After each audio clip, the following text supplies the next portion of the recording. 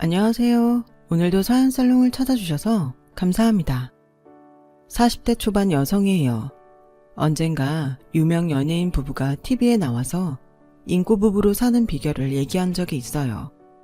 결혼을 앞두고 궁합을 보러 갔더니 점쟁이가 두 사람은 서로 상극이라 결혼하면 하루가 멀다 하고 싸우다가 결국 이혼하게 될 거라고 그랬대요. 그 말에 오기가 생겨서 보란듯이 잘 살아야겠다 다짐했다나요. 아무튼 점쟁이 말과는 달리 그 커플은 연예계 대표 인꼬부부로서 결혼한 지 25년이 넘은 지금까지도 스캔들 한 번 없이 사람들의 부러움을 사며 행복하게 잘 살고 있어요. 이런 걸 보면 인생은 사주니 궁합이니 하는 것보다는 각자의 노력 여하에 따라 결정되는 게 아닌가 싶네요. 사실 저도 결혼할 때 남편과 궁합이 안 좋아서 부모님 반대가 심했거든요. 정작 당사자인 우리 부부는 그런 것 따위는 아무 상관없었는데 말이죠. 오히려 궁합보다는 다른 이유로 결혼 생활이 삐끗할 뻔했지만요. 바로 저희 친정 아빠 때문이었어요. 저희 아빠는 처음부터 제 남편을 탐탁치 않아 하셨어요. 거기엔 여러 가지 이유가 있었지만 가장 큰 이유는 남편이 저보다 학벌이 떨어진다는 거였죠. 당시 저는 한국에서 대학을 졸업한 뒤 영국 유학생활을 마치고 한국에 돌아온 상태였어요. 아빠는 학위만 따면 바로 강단에 서는 줄 알고 있던 터라 제게 한껏 기대하고 있던 때였죠. 강단에 선다는 게 그렇게 간단한 일이 아닌데 말이에요. 이렇게까지 아빠가 제게 기대를 거는 데는 이유가 있어요. 저희 아빠 꿈이 대학 교수였어요. 하지만 집안 형편 때문에 일찍 생업에 뛰어들어야 해서 이루지 못했어요. 그런 아쉬움 때문이었을까요? 아빠는 제가 한글도 떼기 전부터 대학 교수가 되라는 말씀을 하셨어요. 아빠가 이루지 못한 꿈을 딸인 저를 통해 이루고 싶으셨던 거죠. 네 할아버지만 갑자기 그렇게 돌아가시지만 않았어도 이 아빠도 대학에 들어갔을 거야. 하필 내가 대학 합격 통지서 받는 날 세상을 떠나셔선 대학 문턱도 한번 못 밟아보고 꿈을 놓쳤지 뭐냐. 나야 홀어머니에 주렁주렁 달린 동생들 건사하느라 어쩔 수 없었지만 정이 넌 상황이 다르잖니. 너만 원한다면 언제까지든 뒷바라지 해줄 엄마랑 아빠도 있고 형제도 정미 하나밖에 없으니 부담도 없잖아. 그러니까 넌 딴 데 신경 쓰지 말고 열심히 공부만 하면 돼. 널 교수로 만들 수 있다면 이 아빠가 집을 팔아서라도 뒷바라지 해줄게. 그러니까 아빠만 믿어. 알았지? 아빠는 저를 볼 때마다 마치 주문을 거는 것처럼 말씀하셨어요. 딱히 꿈도 없었던 저는 아빠를 실망시켜드리지 않으려고 죽어라 공부했고 공부하는 만큼 성적도 잘 나온 덕분에 늘 아빠 사랑을 독차지하고 살았어요. 하지만 아빠 사랑이 저한테 쏠리자 상대적으로 여동생은 아빠 사랑에 목마를 수밖에 없었어요. 언젠가 동생이 그러는데 하도 아빠가 저만 편애하니까 혹시 자신이 입양된 아이가 아닐까 생각했었다더군요. 그 얘기를 듣는데 너무 미안하더라고요. 그런 줄도 모르고 저는 그동안 제 공부하기에 바빠서 동생이 받은 상처에 신경도 안 쓰고 살았으니까요. 아빠는 제 동생한텐 공부하란 소리 한 번 안 하셨어요. 제 학교 성적은 소수점까지 따지고 과외 선생은 물론 학원 강사진까지 아빠가 직접 만나보시고 결정할 정도로 꼼꼼히 챙기셨으면서요. 오죽하면 동네에서 저희 아빠를 두고 강남 엄마 치맛바람 뺨치는 성산동 바지바람이라고 했겠어요. 아빠의 이런 열성적인 서포트 덕분에 저는 초중고 내내 1등을 놓치지 않았고 27년 전 아빠가 합격증까지 받아보고 다녀보지도 못했던 그 대학에 합격할 수 있었어요. 제 입학식 날 아빠는 붉어진 눈시울로 캠퍼스 곳곳을 둘러보셨어요. 할아버지가 거액의 빚을 남긴 채 돌아가시지만 않았다면 마땅히 자신의 모교가 됐을 대학을 부록을 한참 넘긴 후에야 찾아왔으니 마음이 어떻겠어요. 그 모습을 보는데 어찌나 마음이 아프던지 저도 울컥하더라고요. 그렇게 아빠가 꿈에 그리던 대학에 입학한 저는 입학 후 처음 맞는 학교 축제에 아빠를 모시고 갔어요. 당시 최고의 인기를 누리던 가수의 공연도 함께 보고 저희 과에서 하는 1일 주막에도 모시고 가서 막걸리에 파전도 함께 먹었어요. 그날 아빠는 기분이 좋으셨던지 얼큰하게 취하셔선 술값의 10배가 넘는 돈을 지불하셨어요. 만약 제가 말리지 않았다면 지갑에 든 돈을 다 꺼내주셨을지도 몰라요. 이후에도 아빠는 매년 저희 학교 축제 때마다 찾아오셨어요. 학생들보다 더 들떠선 마치 잃어버린 청춘을 만난 듯 축제를 즐기셨죠. 그 바람에 저는 동기들 사이에서 파파걸로 불리게 되었어요. 4년 내내 아빠랑 학교 축제에 오는 사람은 저뿐이었으니까요. 하지만 제가 해외에서 대학원을 다니는 바람에 더 이상 아빠와 함께 대학 축제에 갈 일은 없었어요. 한국에 돌아온 이후 저는 선배가 하는 영어학원에서 잠깐 아르바이트를 했던 적이 있는데 거기서 남편과 만났어요. 제가 맡았던 주말반엔 직장인이 주로 수강했는데 남편도 그중 하나였죠. 남편은 지각이나 결석 한 번 없이 늘 제일 먼저 강의실에 들어왔어요. 학구파인가 보다 했는데 얘기를 들어보니 꼭 그런 것만은 아니더라고요. 실은 저희 사무실에서 재학벌이 제일 떨어져요. 다들 명문대 아니면 적어도 인서울 4년제는 졸업했는데 저는 소위 말하는 지잡대거든요. 처음 입사 면접을 보는데 면접관이 제가 나온 대학을 보더니 어디에 있는 대학이냐고 묻더라고요. 그리곤 옆자리 면접관한테 이런 대학 들어봤어? 전문대인가? 이러더라고요. 이력서엔 분명 학사라고 명시돼 있는데도 말이에요. 전에 다니던 회사 사장님 추천으로 형식상 면접만 보면 된다고 해서 갔던 건데 기분이 팍 상하더라고요. 뭐 들어가 보니 그런 분위기가 이해는 되더라고요. 회사에 저 외인 지잡대 출신은 하나도 없거든요. 심지어 카이스트 출신도 있어요. 그러니 어쩌겠어요. 학번은 안 돼도 죽어라 노력해서 업무 능력은 따라잡아야죠. 솔직히 실무는 걱정이 없는데 제가 영어가 취약이라 이러고 있는 거죠. 얘기를 들어보니 남편은 공고 출신 엔지니어더라고요. 한국에서 일을 할 땐 상관없지만 업무상 해외 파견도 자주 나가야 해서 영어가 필수였죠. 대학에서 합격 통지 전화를 받았을 때 진짜 하늘을 날 듯이 기뻤어요. 사실 제가 공고 출신이라 대학은 꿈도 못 꾸고 살았거든요. 성적도 그저 그랬고 집안 형편이 어려워서 돈을 벌어야 했으니까요. 고3 때 실습 나갔던 회사 사장님이 정규직으로 채용해 주셔서 취업은 남들보다 빨랐어요. 사장님 도움으로 회사에 다니면서 대학도 다닐 수 있었고요. 졸업 후엔 더 좋은 회사에 들어가서 해외 경험도 쌓으라고 지금 다니는 회사로 보내주셨어요. 아빠가 일찍 돌아가셔서 저한테 사장님은 아빠 같은 존재죠. 그런 분이 제게 기대를 하는데 제가 어떻게 대충 할 수 있겠어요. 죽어라 해서 기대에 부응해야죠. 그래서 영어 실력 좀 늘려보려고 기를 쓰고 학원에 나오는 거예요. 사실 저도 영어 공부하기 정말 싫어요. 남편의 솔직한 모습에 왠지 믿음이 가더라고요. 다른 학생들에 비해 실력은 떨어지지만 요령 부리지 않고 죽기 살기로 공부하는 근성도 마음에 들었고요. 그래서 하나라도 더 가르쳐주고 싶었어요. 그러다 보니 밖에서 따로 만나는 일도 종종 있었고 자연스럽게 연인관계로 발전하게 된 거죠.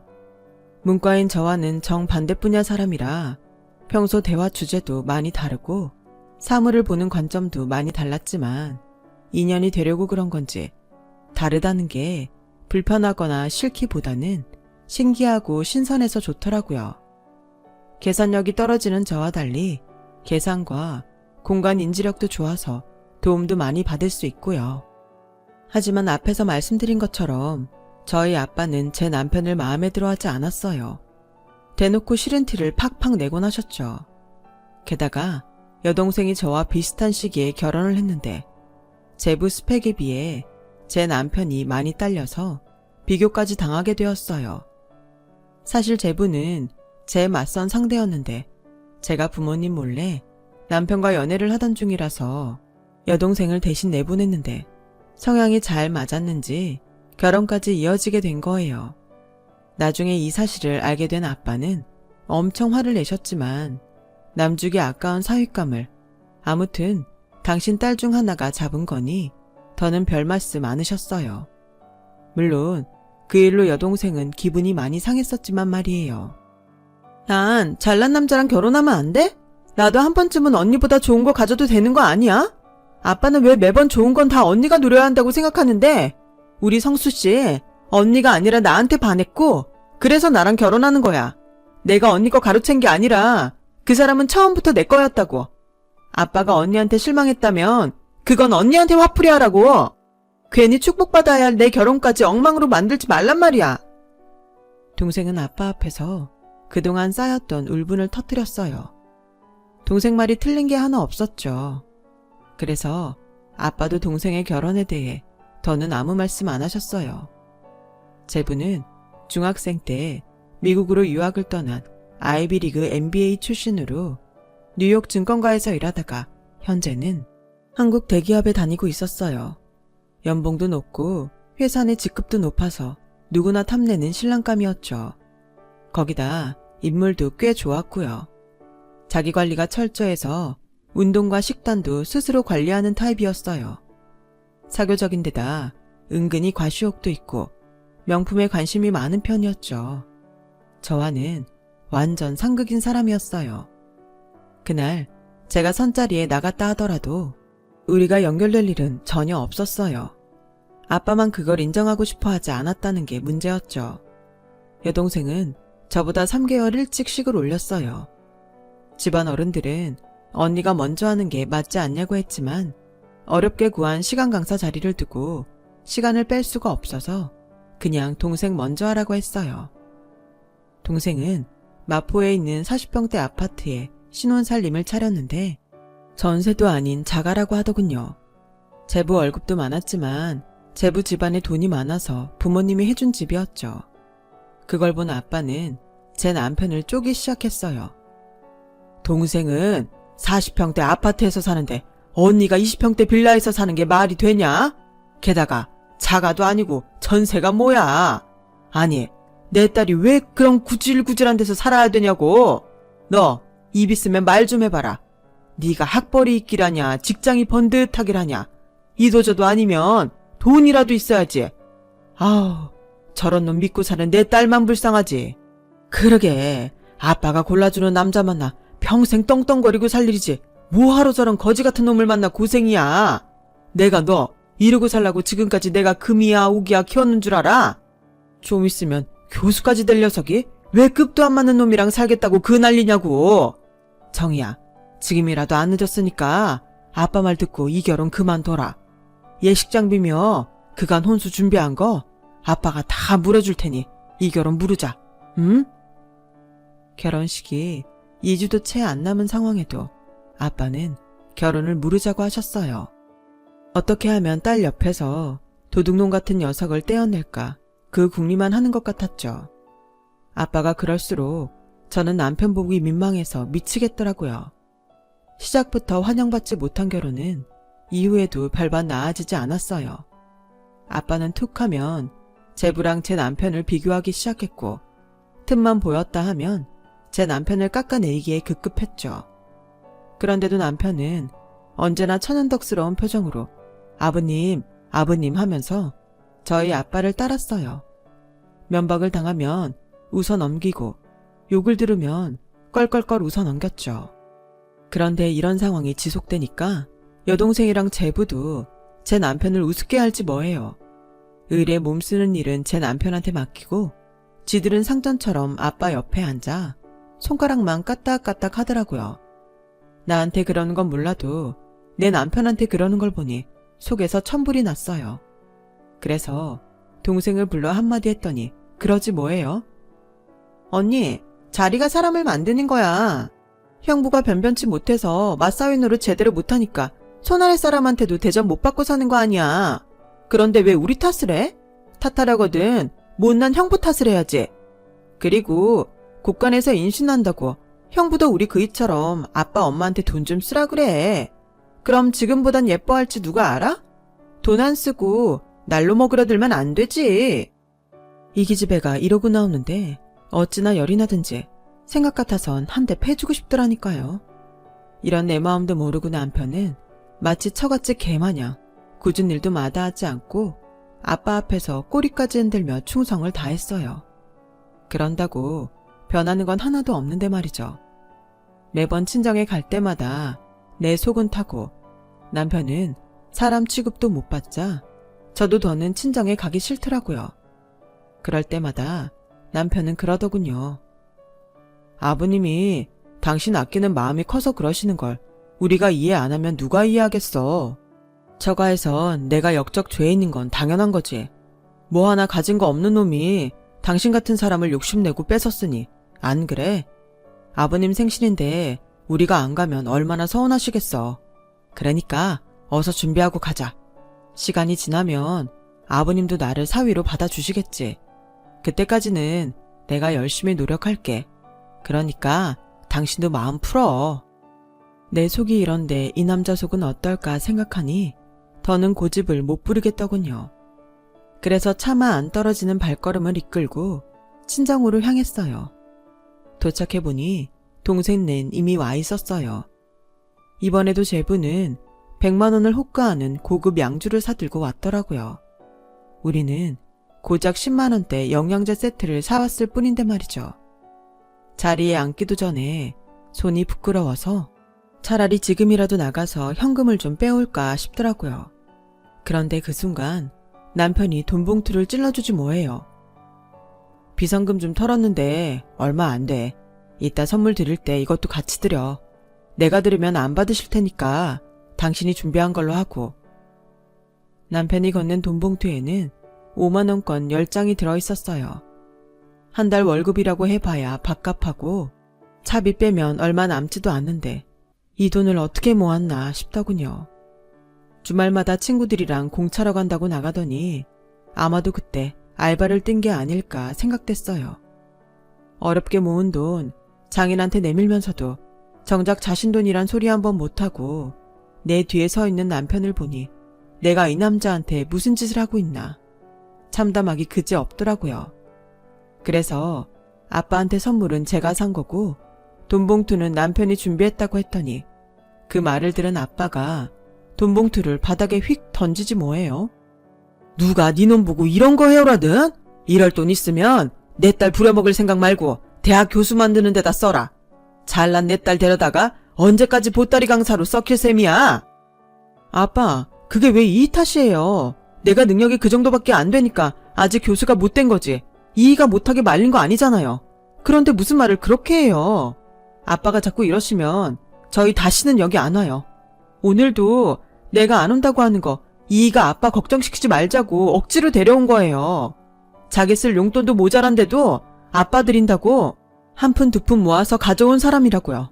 어쩜 이렇게 사람 진심을 몰라줘요? 진짜 정말 이 정도밖에 안 되는 사람이었어요? 복받치는 서름에 저는 결국 주저앉아 엉엉 울고 말았어요. 그러자 남편은 바닥에 흩어진 5만 원 지폐를 가지런히 모아 봉투에 담고는 아빠 앞에 무릎을 꿇었어요. 아버님, 즐거워야 할 생신날 언짢게 해드려서 죄송합니다. 노여움은 그만 푸시고요. 오늘만큼은 저도 사위 노릇 할 수 있게 해주세요. 욕은 내일부터 먹겠습니다. 그리고는 들고 있던 돈 봉투를 머리 위로 들어 아빠한테 드렸어요. 아빠는 울고 있는 제 눈치를 살피시곤 마지못해 돈 봉투를 받아 드셨죠. 소동에도 불구하고 남편 덕분에 분위기는 많이 부드러워졌고 무사히 저녁 식사까지 마칠 수 있었어요. 케이크 앞에서 다 같이 사진을 찍던 중에 아빠가 당신 휴대폰으로도 한 장 찍어달라고 하시는 거예요. 그래서 아빠 휴대폰을 찾으려는데 안 보이지 뭐예요. 남편은 자기가 전화를 걸 테니 소리가 들리는 쪽을 찾아보라고 했어요. 그렇게 남편이 아빠한테 전화를 걸었는데 소파 쿠션 뒤에서 벨소리가 들리더라고요. 남편이 얼른 달려가 폰을 꺼내 들었는데 그 순간 휴대폰 액정을 내려다보는 남편의 얼굴이 벌겋게 달아오르지 뭐예요. 그러자 아빠가 얼른 달려가 남편 손에서 휴대폰을 뺏어들었어요. 그런데 세상에, 액정에 글쎄 인간 쓰레기라고 떠있는 거 있죠. 그걸 본 여동생과 제부가 웃음을 참으며 크크대더군요.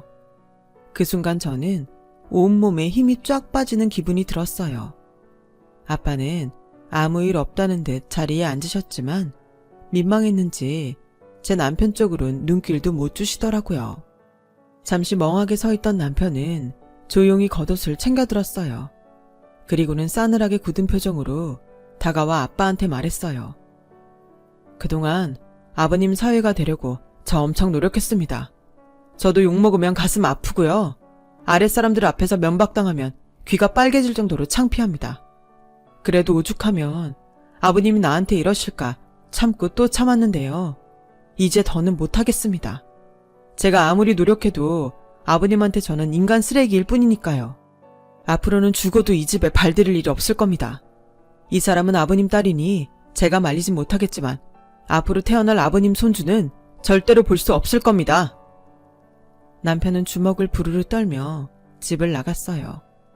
저도 바로 남편을 뒤따라 달려나갔지만 남편은 이미 가버리고 없었어요. 그래서 저는 다시 집으로 들어가 아빠한테 소리쳤어요. 아빠, 어쩜 그럴 수가 있어? 아무리 그이가 싫어도 그렇지 어떻게 사위를 인간 쓰레기라고 저장할 수 있냐고. 나 오늘처럼 아빠 딸인 게 창피했던 적이 없어. 사람 일 모르는 거야. 지금 아빠 눈에 우리 그이가 하찮게 보일지 모르지만 두고 보라고. 땅을 치고 후회할 날이 있을 테니까. 그때 가서 용서해달란 소리 하지 마. 절대 아빠 용서 안 할 테니까. 그러니까 앞으론 나한테 연락하지 마. 아빠가 죽었다고 해도 난 이 집에 절대 발 안 들일 거니까. 절대 나한테 연락하지 말라고. 그렇게 저는 친정과 연을 끊었어요. 엄마랑 여동생이 하루가 멀다 하고 제게 전화를 했지만 받지 않았어요. 남편은 자식인 저까지 이럴 거 없다며 저까지 친정에 발길을 끊지는 말라고 했지만 그러기 싫더라고요. 내가 선택한 내 남편을 인정하지 않는 부모라면 저도 싫었으니까요. 그렇게 시간은 흘러 친정과 연을 끊고 산 지 10여 년이 흘렀어요. 그 사이 저는 아이를 둘이나 낳았고 남편은 몇 년 전 회사를 한 뒤 자신을 아들처럼 아껴주신 전 회사 사장님의 업체를 물려받아 운영하고 있어요. 규모는 작아도 그 분야에선 신기술도 보유하고 있어서 꽤 건실한 데다 전망도 있는 회사로 평가받고 있죠. 저는 시간 강사 생활을 하다가 3년 전부터 초빙 교수로 모교에 강의를 나가고 있어요. 전보다 모든 면에서 안정을 찾아갔죠. 그런데 무소식이 희소식이라더니 오랜만에 10년간 연락을 끊고 지냈던 동생이 전화를 했더라고요. 주말 오전이라 늦잠 자느라 전화를 못 받았더니 문자를 남겼더라고요. 엄마가 새벽녘에 화장실에 갔다가 쓰러지셨는데 너무 늦게 발견한 탓에 병원에서 오늘을 넘기기 힘들 것 같다고 했다는 거예요. 1시간 이상 지나고서야 문자를 본 저는 다리가 후들거려서 제대로 서 있을 수가 없더라고요. 그래서 남편한테 상황을 얘기했더니 저보다 먼저 달려나가 차에 시동부터 걸더군요. 다시는 제 친정 식구들을 보지 않겠다고 하던 사람이 말이죠. 그렇게 저는 남편 덕분에 엄마의 임종을 지킬 수 있었어요.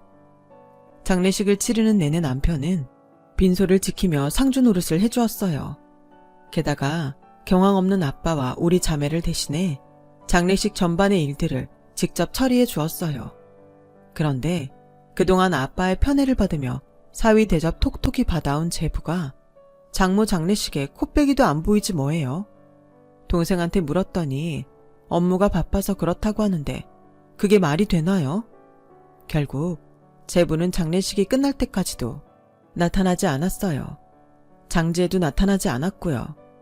그런데 알고 보니 이런 제부의 태도가 일 때문이 아니라 바로 저희 아빠 때문이었더라고요. 직장을 나와 독립한 제부가 저희 아빠한테 사업 투자를 부탁했는데 그간 제부의 행동거지를 봐온 아빠가 제부는 사업을 할 능력이 안 된다며 딱 잘라 거절을 했던 모양이에요. 그 말을 곧이곧대로 전할 수 없었던 동생은 아빠가 가족끼리는 돈 거래 안 하는 거라고 하시며 거절했다고 둘러댄 모양이었죠. 그 일로 아빠한테 감정이 상한 제부는 그날 이후 처가의 발길을 뚝 끊었고 명절에도 동생 혼자 친정에 갔던 모양이에요. 아무리 그래도 그렇지 장모 장례식에도 안 오는 게 말이 돼요? 그런데 거기서 끝이 아니었어요. 호기롭게 사업을 시작했으나 예상과 달리 일이 잘 안 풀리자 제 동생한테 화풀이를 해왔던가 봐요. 처음엔 친정에 대한 악담을 늘어놓는 정도였는데 나중엔 손찌검까지 하기 시작했다더군요. 하루는 아빠가 손주들 보러 동생 집에 찾아갔는데 아파트 주차장에서 제부가 동생한테 손찌검을 하고 있던 거예요. 아빠는 달려가서 제부를 혼내자 제부가 오히려 화를 내며 그러더래요. 마트에서 물건을 사도 하자 제품은 AS를 해주는데 장인어른은 이런 하자투성이 딸을 저한테 떠넘기고 미안하지도 않으세요? 얘가 학벌이 변변합니까? 그렇다고 직업이 있기랍니까? 집구석에서 내가 벌어다 주는 돈으로 사치나 부리는 게 단데 이런 걸 내가 데리고 살아야 하냐고요. 그런데도 그깟 사업자금 몇 푼 주는 게 그렇게 아까웠습니까? 저요, 마음 같아선 장인어른한테 위로금이라도 받고 싶은 심정이에요. 기왕 오신 거 이참에 아버님이 싸지른 이 하자품이나 가져가세요. 저요, 이 아무짝에도 쓸모없는 이런 여자 필요 없습니다. 재수가 없으려니까 정말. 그날의 충격으로 아빠는 쓰러지셨고 동생은 제게 전화해 울고불고 난리를 쳤어요. 엄마가 돌아가신 지 얼마나 됐다고 아빠까지 잘못되면 자길 누굴 믿고 사냐면서요. 언니도 알잖아. 나 돈 없으면 안 되는 거. 그 이랑도 이혼할 판인데 아빠마저 잘못되면 누가 날 보살펴줘. 애들은 어떻게 키우고? 나 정말 어떻게 해야 될지 모르겠어. 지금이라도 그이한테 가서 잘못했다고 싹싹 빌까? 그럼 다시 받아주겠지? 아빠한테 말해서 사업자금 좀 얻어가면 그이도 나 받아주겠지? 아, 나 어떡해 정말. 나이만 먹었지 철딱선이 없는 소리를 하는 동생을 보니 한심했어요. 이번엔 그렇게 막는다 쳐. 그 다음엔 어쩔 건데? 제부가 난리칠 때마다 아빠 돈 끌어가 박을래? 돈 다 떨어지면 그땐 어쩔 건데? 제발 생각 좀 하고 살아. 너나 제부나 인간 되려면 한참 멀었어. 니들이 벌어서 일어설 생각을 해야지. 어떻게 아빠 재산 끌어다 쓸 생각부터 할 수가 있어? 그러면서 자식들 보기 창피하지도 않니? 애들 생각해서라도 제발 정신 차려. 돈 필요하면 파출을 뛰든 식당에서 김밥을 말든 네 손으로 벌었어. 너무 화가 나서 지르긴 했지만 언니 입장에서 걱정이 태산이었어요. 다행히 아빠는 며칠 뒤 퇴원을 하셨고 동생은 이혼을 하게 되었어요. 그리고는 아이들과 함께 친정에 들어가 살게 되었죠. 이런 사정을 들은 남편은 저 몰래 동생한테 연락을 했던 모양이에요. 자식 키우고 살려면 직장이 있어야 하지 않겠냐며 남편 회사에 나와서 일을 해보라고 말이죠. 바로 정규직을 시켜주긴 어렵고 일단 비정규직으로 일하다가 능력을 인정받으면 그땐 정규직 전환을 해줄 테니 열심히 해보라고요. 그렇게 동생은 저희 남편 회사에서 일을 하게 되었고 동생이 회사에 나가 일을 하는 동안 아이들은 친정 아빠가 맡아주셨어요. 그렇다고 해서 육아를 도맡아 하신 건 아니고 애들이 유치원에서 돌아오면 밥 먹여서 학원 버스에 태워 보내는 정도였죠. 그 정도라도 해주시는 덕분에 동생은 회사 일에 전념할 수 있었어요. 전처럼 오가며 지내지는 않았지만 남편은 제 친정에 많은 도움을 주었죠. 그런데 얼마 전 남편 통장으로 거액의 돈이 입금된 거예요. 보낸 사람은 다름 아닌 아빠였어요. 동생을 통해 회사가 요즘 자금 문제로 힘들다는 얘기를 들으시곤 가지고 계시던 상가 건물을 파신 거였죠. 이미 사업체를 정리하고 일선에서 물러나 계신 상태라 아빠의 유일한 수입원이기도 한 건물을 말이에요.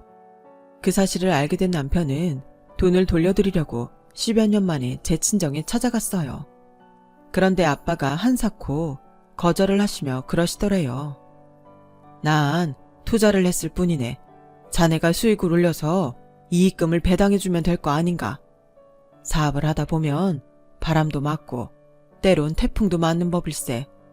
너무 꼿꼿하게 맞설 생각만 말고 때론 유연하게 피하는 것도 방법이야. 내 돈이라서 싫은 거라면 그냥 투자자 돈이라고 생각하게나. 난 사업가라 승산이 없는 데는 절대 투자 안 하니까 수익 제대로 올려야 할 걸세. 알겠나? 그리고 일전에 내가 자네한테 상처 준 일은 정말 미안하네. 언젠가 정의가 그러더군. 내가 땅을 치고 후회할 날이 있을 거라고 말이야. 그 말이 맞았어. 이제서야 뼈저리게 후회하고 있으니 말이야. 아빠는 제 남편 앞에서 고개를 숙이며 사과를 하셨어요. 남편은 아빠의 투자금으로 차질 없이 신제품을 출시할 수 있었고 다행히 회사는 정상궤도에 오를 수 있었어요. 남편은 수익금 중 일부를 원금과 이자 명목으로 매달 아빠한테 보내드리고 있고요.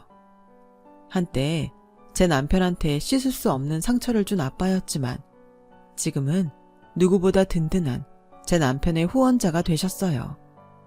아직은 장인과 사위관계가 예전처럼 돌아가지는 않았지만 적어도 지금보다는 조금 가까워지지 않을까 기대를 해봅니다. 지금까지 제 사연을 들어주셔서 감사합니다.